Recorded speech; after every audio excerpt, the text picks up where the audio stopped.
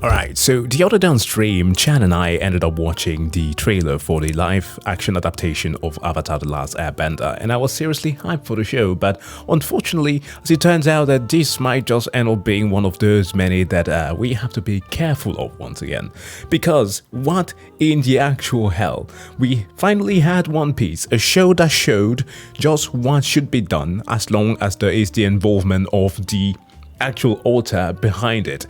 And this time around, pulling the article here to show you what I'm talking about here, because when the Avatar: Last Airbender creator Brian Konietzko and Michael Dante DiMartino spent 2 years developing the live-action adaptation of the animated series for Netflix, they had to shock fans by telling them that they had to leave. I read the open letter that they said, and it basically boiled down to not being able to control the creative direction of the show. This whole endeavor was doomed to fail. And this is essentially what happens when they leave. You have idiots who don't know what a show is truly about making weird-ass decisions. Similarly to a video that I reacted to some few days ago from the Ackman on how certain times grifters tend to make up things about video games that they have absolutely no idea about, you know, the Justice Crusaders.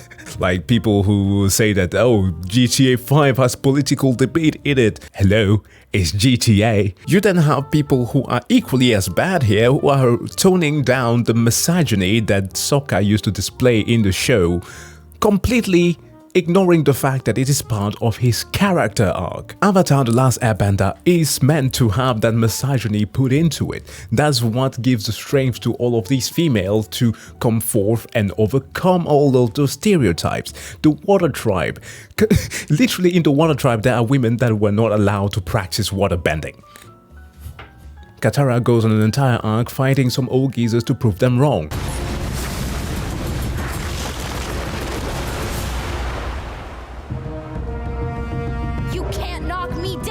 Sokka, who grows up with this weird idea of masculinity that he always has to prove that he can do things that he cannot. There's no way a bunch of girls took us down. I mean, normally I'd hold a grudge, but seeing as you guys are a bunch of girls, I'll make an exception. Faces the Kyoshi, who humbles his hair so bad that he ends up spitting one of the most memorable quotes in the show. What about, I'm sorry?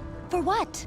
I treated you like a girl when I should have treated you like a warrior. How come they not seem to understand that these things are integral to the show? Even so far as characters like Azula, the raging monster, who had to go through all of these things to prove herself, to show that she did not need no man, and especially not her abusive father.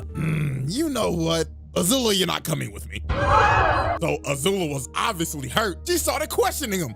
Excuse me? It was my plan, Dad. What the fuck? Stop treating me like fucking Zuko, you deadbeat. Bitch, what did you just say to me? Oh, I'm sorry. It's like, tell me that you skimmed the show without telling me that you skimmed the show when you're making decisions like this. You have no idea of how many shows that we, as boys especially, grew up watching that were filled with these kind of things that were meant to be there to make us understand that it was not okay to display that kind of behavior. The misogyny, that is, but also changing the original source material to fit some narrative that one doesn't like is also a problem. Shows like City Hunter with the world's most perverted detective who ended up putting his life on the line all the time and actually learn how to express his feelings instead of just being a freaking creep. Ranma One Half dealing with arranged marriages and all of this thing that like old tradition had to do for young people and how to break out of those boundaries, and even dealing with like gender dysphoria and all that stuff. High School of the Dead. Come with me.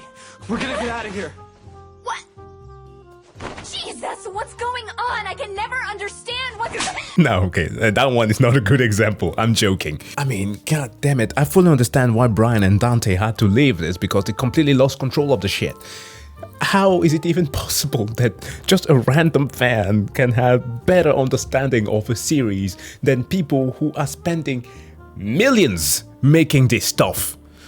Ugh, it's tiring.